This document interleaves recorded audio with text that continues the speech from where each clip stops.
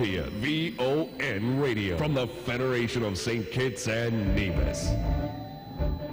From the VON Newsline, this is the VON Major Newscast. Good evening, I am Tammy Reed in with your VON Major News package for today, Tuesday, 19th February 2019. In our lead stories nationally, Prime Minister gives update on Amendment National Assembly Elections Act and High Court to hand down judgment in parliamentary disqualification case against Dr. Denzil Douglas. Regionally, accused baby thief in Jamaica remanded. Internationally, Bernie Sanders announces second U.S. presidential bid. And in sports, Thompson and McPherson capture goal at Indoor Grand Prix. We'll have the details to these and other stories after this message.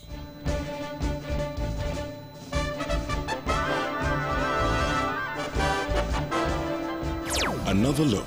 Different from how you've seen it before. Another look. Takes an in-depth look into business, politics, science, technology, religion, and more. Another look. Featuring documentaries from the BBC, regional features, and local ones too. Another look. Every Monday at 3 p.m. on the Eastern Caribbean's powerhouse, VON.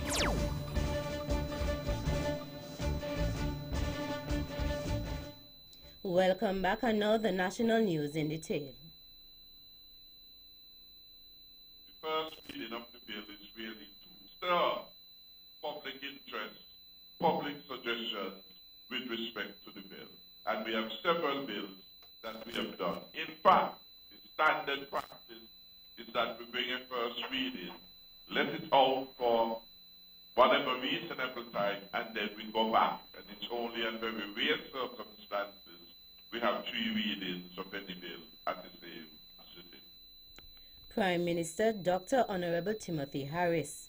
Dr. Harris was responding to a question asked about legislation which would require nationals to be resident in St. Kitts and Nevis for 6 months prior to an election to be eligible to vote. The question was asked at a town hall meeting on Monday evening at the St. Paul's Anglican Church in Charlestown, which formed part of activities marking the 4th anniversary of the Team Unity in Government. The National Assembly Elections Amendment Bill 2017 had its first reading in March 2017. Since the bill was tabled in Parliament, members of the opposition St. Kitts and Nevis Labour Party have cried foul, accusing Prime Minister Timothy Harris of seeking to disenfranchise overseas voters. Prime Minister Harris, however, insists that the administration he leads does not discriminate against citizens and that the amendment to impose the 6-month residency requirement for voting is intended to bring fairness to the electoral system. Meantime, Prime Minister Harris touched on a number of issues at the town hall meeting on Wednesday evening. This was one of those issues. We have an unpatriotic opposition, and I want to end on that, because come Thursday, the court will advise us whether it is the leader of the opposition, Denzil Douglas, is entitled to sit in the federal parliament when he bears allegiance to the government of Dominica. It is an unpatriotic opposition that we are dealing with. Dr. Timothy Harris. The parliamentary disqualification case had its first reading in the High Court on February 26, 2018 before Justice Trevor Ward and concluded at the High Court in Bastia on Thursday, 10th January, following arguments by lawyers for the claimants, Team Unity, Ms. Taliba Byron, Mr. Michael Kwamina, and Mr. McClure Taylor, led by Mr. Douglas Mendez, SC. And the defendant, Dr. Denzil Douglas, represented by Mr. Sylvester Anthony, Ms. Angelina Zoku, and Delano Bart QC, led by Mr. Anthony Astafan, SC. The VON Newsline has learned the judgment will actually be handed down on Wednesday, 20th February at 1 p.m. A sitting of the National Assembly will be held on Wednesday, February 20th. The sitting will be held at the National Assembly Chambers Government Headquarters in Bastia, St. Kitts. The sitting will commence at 10 a.m. The last sitting was held on December 24, 2018. Prime Minister Dr. the Honorable Timothy Harris will seek leave to introduce and have read a first and second time Prison Amendment Bill 2019. The Prison Amendment Bill 2019 is a bill to amend the Prison Act Cap 19.08. There is an amendment in Section 2 of the Act which adds a new definition in the correct alphabetical order. Commissioner of Prisons mean to the officer appointed pursuant to Section 7, who may also be referred to as the Superintendent of Prisons, the person in charge of prisons, the keeper of prisons, the keeper of the jail, or other similar designation which is intended to refer to the officer who superintends and manages the prisons in the state. Meantime, a release from Ministry of Human Resources in the Nevis Island Administration, NIA, states that study opportunities are being offered in Colombia. Interested applicants will be provided the opportunity to specialize in master's and/or PhD programs in Colombia. Applications must be received by the Ministry of Human Resources by Friday, 24th May 2019. For any other concern, contact the Ministry of Human Resources, Shanola Murray-Gill, at 469-5521. The Department of Environment convened the commissioning of 2 pieces of equipment, Hydromet Station and a coral reef early warning system screws in January 2019.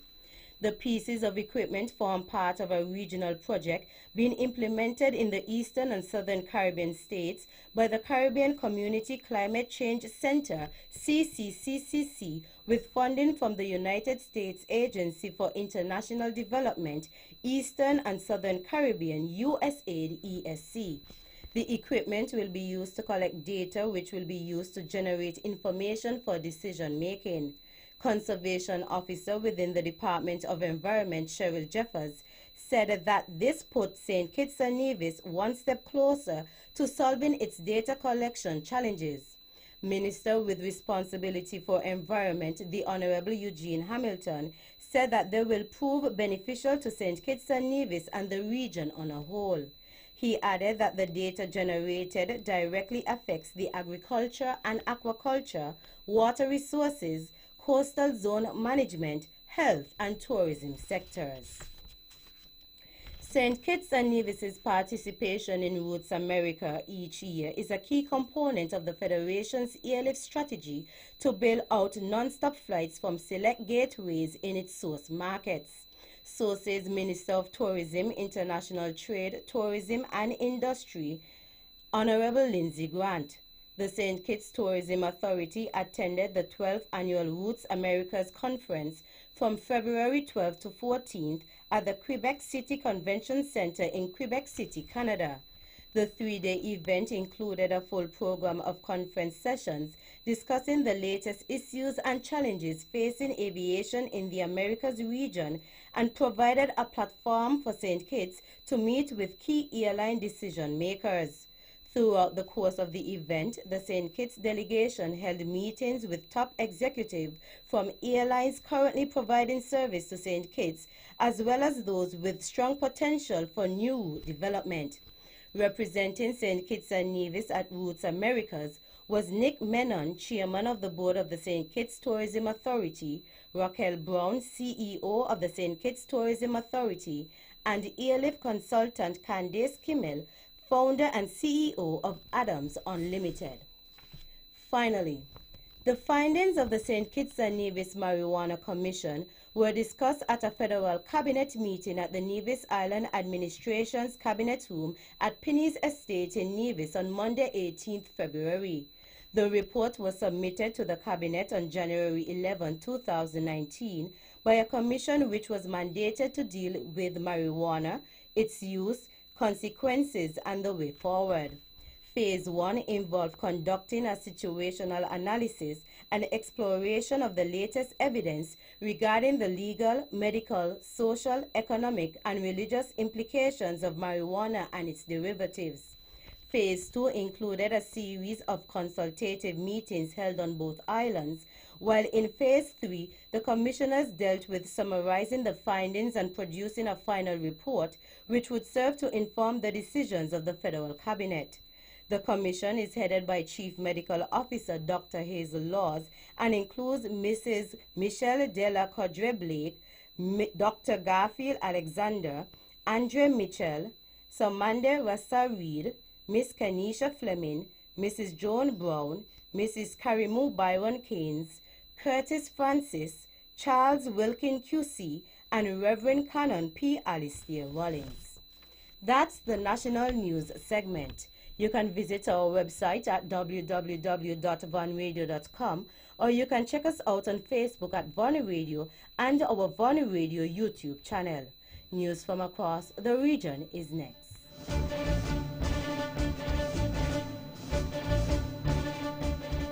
At the Bank of Nevis, we know you have your personal as well as your business needs, and we're here to help. Our knowledgeable staff will work with you to help you achieve the financial success that you or your company needs in a competitive market. We offer solutions to make your banking experience easier, like our savings and checking accounts. Be sure to ask about our youth savers accounts and our Bank of Nevis Gold Club.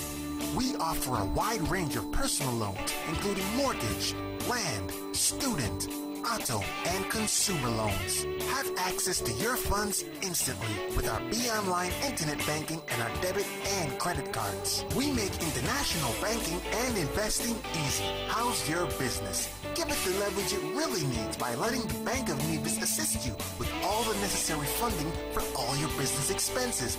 It's that easy. What are you waiting for? The Bank of Nevis Limited, improving the quality of life. Like us on Facebook at www.facebook.com/thebankofnevis.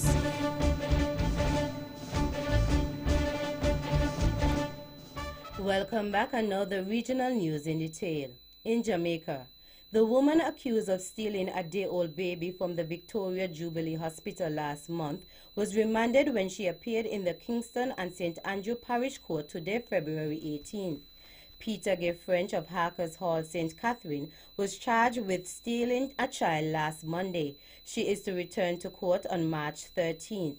The 27-year-old woman's attorney has requested a psychiatric evaluation. A fingerprint order was also requested. French was taken into custody 2 Tuesdays ago when she attempted to register the baby at the Registrar General's Department in Twickenham Park, St. Catherine. According to the Jamaica Observer, a subsequent DNA test confirmed that the baby belonged to a couple whose child was snatched from the hospital on January 9th. The baby boy has since been reunited with his parents. In Trinidad and Tobago, one of Trinidad and Tobago's most wanted men has been captured. The Trinidad and Tobago Police Service, TTPS, did not identify the man, but said in a statement on Sunday that he was wanted in connection with a number of shootings and shooting-related offenses. The 30-year-old suspect was arrested for possession of a Glock 17 pistol, a magazine containing 8 rounds of 9mm ammunition, an extended magazine, and 32 rounds of 9mm ammunition. Police said 2 reputed gang members have also been charged for various offenses. In its statement, the TTPS noted that over the past 5 days, since the police alert was raised to its highest level in light of an upsurge in criminal activity, there was not a homicide, shooting, or wounded attributed to gang-related activity, while in the 5 days prior to the raising of the police alert stayed to red, there were 22 such incidents. The Caribbean 360 says that more than 250 people have been arrested in connection with various offenses, including gang activity, shootings, outstanding warrants, and gun and narcotic possession in anti-crime exercises that began since late last week. Out of Venezuela, the international food and medical aid awaiting entry into Venezuela from neighboring Colombia, Brazil, and Curacao is at the crux of the struggle for power between President Nicolas Maduro and opposition leader Juan Guaido, recognized as legitimate president by 50 governments. The current situation offers advantages to Guaido. It is trying to break the ties between Maduro and the armed forces Through the pressure to receive humanitarian aid, Argentine analyst Andres Serbin Point, director of the Regional Coordinator of Economic and Social Research, a Latin American academic network, told IPS. Serbin said Guaido should secure the so far reluctant participation of the Red Cross and the United Nations with respect to getting the aid into the country because, by definition, humanitarian aid cannot have political objectives which are clearly present in the cooperation offered by governments of the Americas and Europe that refuse to recognize Maduro as the legitimately re-elected president. U.S. President Donald Trump and several of his Latin American policy advisors repeat the mantra that Maduro must go and that Washington does not rule out any option, including the military option with respect to Venezuela. Finally, in St. Martin, Princess Juliana International Airport has again been shortlisted for Private Fly's 2019 Most Scenic Airport Landings poll. An independent panel of travel industry experts and influencers curated this year's shortlist of 32 airports from across the globe. The ultimate top 10 is to be voted on by the general public. Voting is open online on Private Fly's website and concludes on February 28th. This is not the first time St. Martin's renowned airport has been nominated for the honor, having been included in the top 10 list every year since 2010. The Princess Juliana International Airport is well renowned for its exciting plane takeoffs and landing, which take place just above the head of beachgoers at Maho Beach. That's it for our regional stories. Stay with us for news around the world.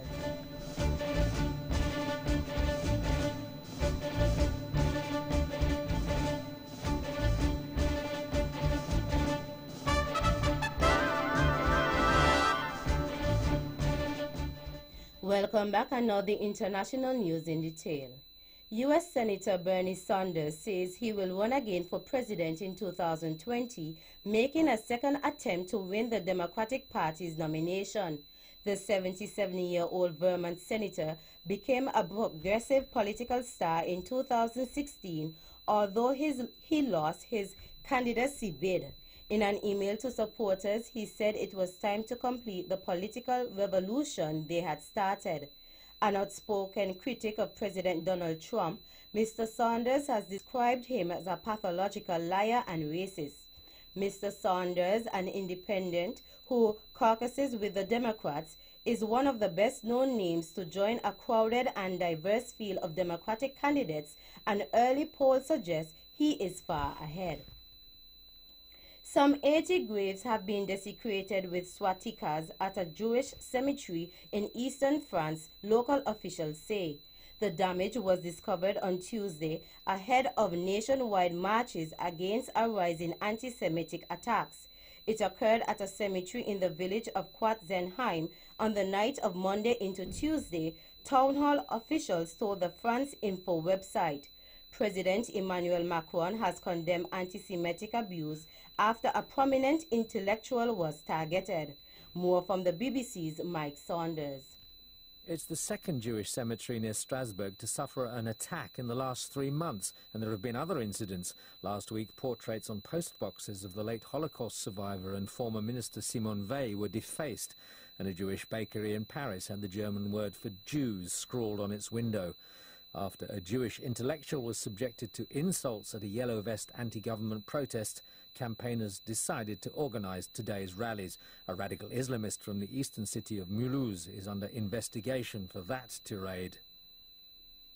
Iconic fashion designer Karl Lagerfeld has died in Paris following a short illness. The German designer, who was the creative director for Chanel and Fendi, was one of the industry's most prolific figures and worked up until his death. His signature ponytail and dark glasses made him an instantly recognizable figure around the world. Industry heavyweights, including Italian designer Donatella Versace, issued heartfelt tributes. Lagerfeld's website says his year of birth was 1938, though most place his age at 5 years older. He died this morning after being admitted to hospital the night before, French media report.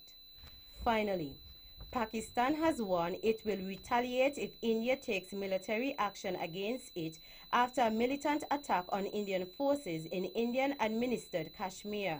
Prime Minister Imran Khan went on television to call on India to provide evidence to support its claim that Pakistan was involved. India responded that Mr. Khan was again making excuses. The attack, which killed 40 people, has raised tensions between India and Pakistan. More in this BBC report. Instead of using Pakistan as a whipping boy, Imran Khan suggested the Indian authorities reflect on the root causes of the violence in the region, alluding to allegations of human rights abuses by Indian security forces. However, uncomfortable facts remain for the Pakistani authorities. The attack was claimed by a militant group based in Pakistan, and whilst it is officially banned, many believe its links to the country's intelligence services mean it's still allowed to operate in secret. Imran Khan said if India had proof of involvement by Pakistanis, then that should be shared and his government would act on it. That brings us to the end of our news segments. The latest in sports is next.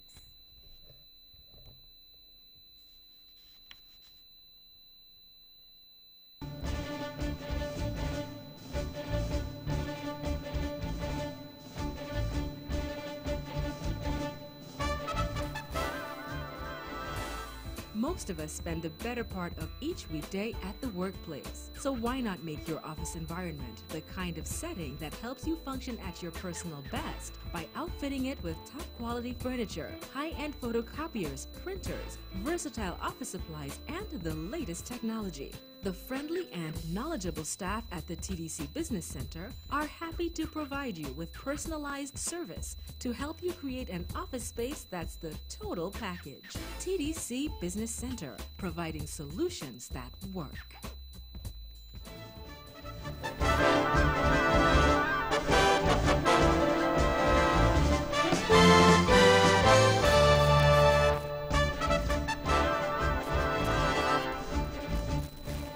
Welcome back. Another sports in detail. In athletics, double Olympic gold medalist Elaine Thompson continued her rehabilitation from an injury by winning the 60 meters, while compatriot Stephanie Ann McPherson won gold in the 400 meters at the Muller Indoor Grand Prix on Saturday, February 16th.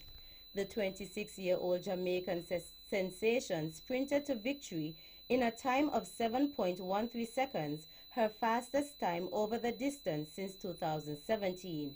In a three-way photo finish, British sprinter and former World Youth 100 meters champion Asha Phillips was second in 7.14 seconds, while Marie-Josée Talou took third in 7.15 seconds. McPherson was also in winner's row, capturing the women's quarter mile in 52.24 seconds. Britain's Elideh Doyle was second in 52.43 seconds, while Lisanne de Wit of the Netherlands came third in 52.61 seconds. In local sports, Red Eagles has been crowned Heats champions at the Joycelyn Liebert Primary School JLPS. The announcement was made on Monday, February 18th. This after the completion of the annual cross-country relay events, which were held on 1st February. Final scores at the end of heats are as follows. Red House 646 points, Green House 640 points, and Blue House 612 points. In more athletics, Olympic 800 meters champion Caster Semenya's appeal against a regulation restricting testosterone levels in female runners began on Monday as the head of the World Athletics again defended the rule. South African Semenya, 28, is seeking to overturn the regulation at the Court of the Arbitration for Sports. However, IAAF President Lord Coe said it would protect the sanctity of fair and open competition. The case will be heard until Friday, with a verdict expected by 29th March. Before the hearing, Semenya's lawyers and Athletics South Africa, ASA, accused the IAAF of breaching confidentiality regulations by releasing a list of 5 expert witnesses who will testify on its behalf. Athletics governing body responded by saying it was within its right to make the witness list public. Under the IAAF rule, female athletes with naturally high testosterone levels would have to race against men or change events unless they took medication to reduce it. In local sports, on Friday, 15th February, the Nevis International Secondary School held its cross-country races, which began at 2 p.m. The following were the top placements. Junior girls, first Azaria, second Janila, and third Senna. Junior boys, first Amadi, second Kale Maynard, and third Caleb Woolard, and fourth Zenny Henry. Senior girls, first Anik, second Ebony, and third Sanjay. Senior boys, first Ken Wynn, second Roberto, third Jesse Wiley, and fourth Ricardo. Finally, in cricket, a former international cricketer and 2 other men have denied conspiring to offer bribes to cricket players in the Pakistan Super League. Nasir Jamshed, an ex-opening batsman for Pakistan, Yusuf Anwar and Ahmed Ijaz were arrested after an inquiry into alleged spot fixing by the National Crime Agency. The offenses are said to have taken place between late 2016 and early 2017. All 3 defendants entered not guilty pleas at Manchester Crown Court. Jamshed, 32 of High Street, Walsall, played 48 one-day internationals for Pakistan and made 2 test appearances between 2008 and 2015. Mr. Anwar, 35 of Littlebrook Avenue, Slaw, and Mr. Ijaz, 33 of Chippenham Road, Sheffield, were also accused of conspiring to bribe Bangladesh Premier League players in late 2016. A trial estimated to last up to 3 weeks will take place at the same court on December 2nd. The men were granted unconditional bail. That's it for the sports segment. The general weather forecast is next.